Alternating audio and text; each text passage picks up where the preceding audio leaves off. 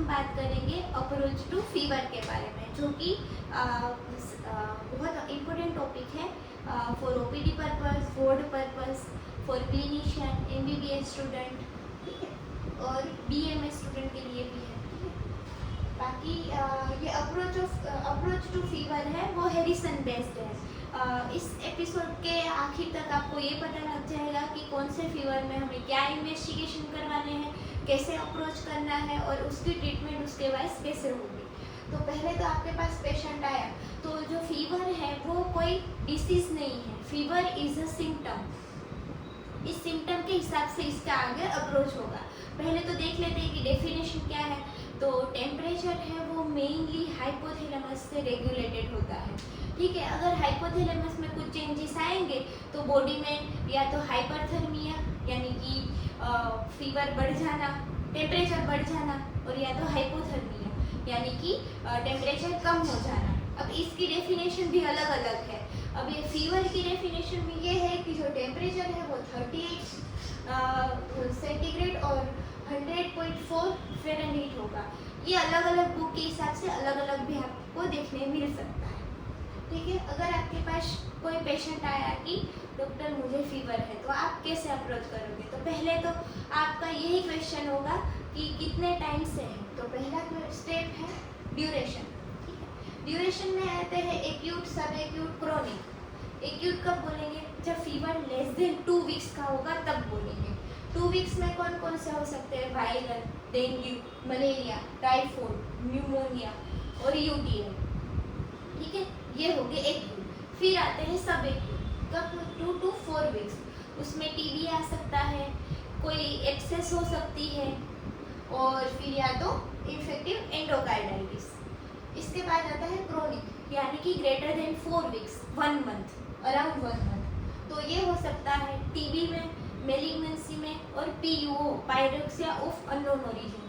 सबके बारे में हम डिटेल में करेंगे। ये फीवर वाला मैंने स्टार्ट किया है, जिसमें सारे फीवर आ जाएंगे एक के बाद। फिर ये हो गया कि डॉक्टर ने पूछा कि कितने ड्यूरेशन तक, तो सपोज कि उन्होंने बताया लेस 4 से 5 दिन। तो आप यहाँ पे जो है ये कॉन्सेंट्रेट करिए, इसके हिसाब से आपको आगे अप्रोच करना है। फिर स्टेप 2 में क्या है? कैरेक्टर, कैसा है पेशेंट, कंटिन्यू आ रहा है, इंटरमिटेंट आ रहा है, ठीक है। इस हिसाब से इसका ट्रीटमेंट होगा। कंटिन्यूस है तो वो टाइफाइड में होगा, डेंगू में भी हो सकता है। फिर इंटरमिटेंट है तो मलेरिया और सेप्सिस। इसमें खाली अप्रोच बता रहा है, टाइप्स इसके अलग से होंगे कवर। अगर एसोसिएटेड है चिल्स और राइगर के था तो मलेरिया हो सकता है, बैक्टीरियमिया और पाइलोनेफ्राइटिस, किडनी। सबको आपको ब्रॉड फोकस करना है।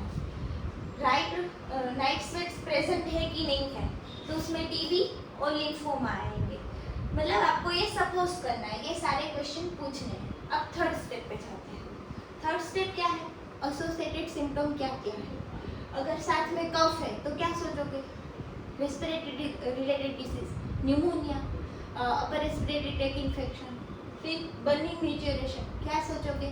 किडनी के disease, pyelonephritis, urinary tract infection. फिर हेडेक है प्लस फीवर है, मेनिंजाइटिस हो सकता है, कोई ट्यूमर हो सकता है, ठीक है। रेश किस में कॉमन होंगे? रेश प्लस फीवर डेंगू में हो सकते हैं, टाइफाइड में हो सकते हैं, और एसएलई जैसे ऑटो इम्यून डिसीज में हो सकते हैं। फिर जॉइंट पेन साइन में साथ में होगा तो किस में हो सकता है? आर्थराइटिस में।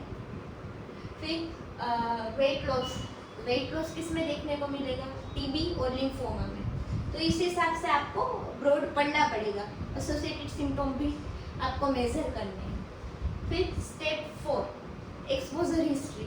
ये कोई पूछता नहीं, एक्सपोजर पूछना बहुत इम्पोर्टेंट है। अगर पेशेंट ने कहीं पे ट्रैवल किया है तो वहाँ पे जैसे कि मलेरिया कॉमन है, अमुक जो विस्तार है, जो डिस्ट्रिक्ट है, उसमें उसकी अलग अलग देखने को भी मिल सकती है। जैसे कि झारखंड में काला आजार है मोस्ट कॉमन। फिर अगर केरला साइड, बेंगलोर साइड जाएंगे तो लेप्टोपायरोसिस ज़्यादा है। वो ट्रैवल हिस्ट्री इसलिए इम्पोर्टेंट है। अगर आउटसाइड फॉरेन कंट्री में ट्रैवल किया है तो उसमें येलो फीवर भी पूछना पड़ता है। और इंडिया में आने से पहले लोग मलेरिया की वैक्सीन भी लेते आए हैं, जो फॉरेन कंट्री वाले हैं वो। फिर एनिमल जैसे कि कांग और बफेलो, अगर वो पशुपालक है तो उसमें ब्रुसेलोसिस हो सकता है और उसके सिम्टम काफ़ी टीबी से मिलते जुलते हैं, तो उसका डिफ्रेंशिएशन करना ही पड़ता है। फिर सेक्सुअल हिस्ट्री, जिसमें HIV, हेपेटाइटिस C और हेपेटाइटिस B। ठीक है, ड्रग, कोई नई ड्रग स्टार्ट करने से भी रिएक्शन आ सकता है। फिर step 5 physical examination, most important part. मैंने अपनी 6 महीने की सीनियर रेसिडेंसी में यही सीखा है कि आप बाय फिजिकल एग्जामिनेशन आप बहुत कुछ एग्जामिन करके पर्टिकुलर टेस्ट करवा के पेशेंट को ट्रीट कर सकते हो, बहुत ही विदाउट एनी एंटीबायोटिक ड्रग्स, तो वो बहुत ही अच्छी बात है। जिसमें टिकर देखना है, पेलर, इक्ट्रस, क्लबिंग, साइनोसिस, लिम्फेडेनोपैथी, इडीमा, उसके हिसाब से आपको ट्रीट करना है। फिर वाइटल्स लेने हैं, पल्स, BP, SpO2 और रेस्पिरेटरी रेट। फिर सिस्टमिक एग्जामिनेशन करना है, जैसे कि रेस्पिरेटरी का है तो उसमें एग्जामिनेशन करेंगे तो हम देखेंगे कि ऑस्कल्टेशन में हमें रोंकाई मिल रहे कि नहीं, क्रेकल्स मिल रहे कि नहीं, क्रेपिटेशन है कि नहीं। फिर एब्डोमिनल एग्जामिनेशन में हम ऑर्गेनोमेगली देखनी है, हिपेटोमेगली, स्प्लीनोमेगली। इसकी वीडियोस मैंने अपनी दूसरी वीडियो में कवर कर लिए हैं, जो आप जाके देख सकते हैं। दोनों रेस्पी और GIT दोनों सिस्टम के मोस्ट ऑफ जो पॉइंट है वो आगे वीडियो में दे रखे हैं। फिर इसके बाद CNS में तो मेनिंजाइटिस के साइंस, जिसमें ब्रूजिंग की साइन है, ठीक है, वो सारे टेस्ट कर्निंग साइन है, वो सारे टेस्ट आप कर सकते हो। फिर और कौन सा बाकी रहा, हाँ, कार्डियोवास्कुलर, उसमें आप इन्फेक्टिव एंडोकार्डियाटिस का पेशेंट है तो मरमर जैसी फाइंडिंग मिल सकती है, और बाकी उसका पूरा एग्जामिनेशन आपको करना पड़ेगा। फिर स्टेप 6 है लैब डायग्नोसिस। लैब डायग्नोसिस में क्या करना है कि आपको पर्टिकुलरली सीरम क्रिएट देखना है, SGPT, SGOT देखने हैं, ALP देखना है, फिर CBC देखना है। मेन तो सबसे पहले CBC है, उसमें WBC काउंट देखना है और प्लेटलेट काउंट देखना है। उसके हिसाब से आप टेस्ट भिजवा सकते हैं, डेंगू के, टाइफाइड के, मलेरिया के। फिर एक्सरे चेस्ट ECG है, वो आपको जो कॉमन लगता है उस हिसाब से आप लैब डायग्नोसिस करवाइए। फिर स्टेप 7 क्या है, रेड फ्लैग साइन।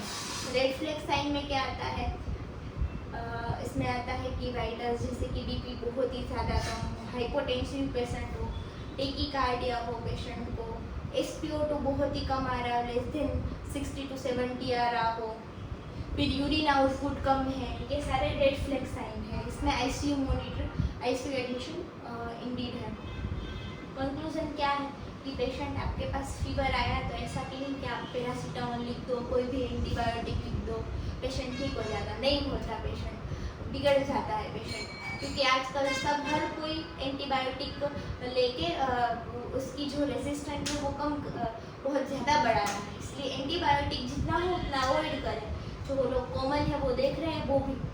तो पहले तो हमें ड्यूरेशन पूछनी है, एसोसिएटेड सिम्टम पूछने हैं, एक्सपोजर पूछना है, कैरेक्टर पूछना है, और फिर फिजिकल एग्जामिनेशन करना है, लैब डायग्नोसिस करना है, और उसके बाद उसकी ट्रीटमेंट करनी है। प्रॉपर एक अच्छा क्लिनिशियन यही होता है। तो आई होप कि आपको ये वीडियो अच्छा लगा होगा। तो इस वीडियो को लाइक करें, शेयर करें, कमेंट करें, सब्सक्राइब करें। Thank you for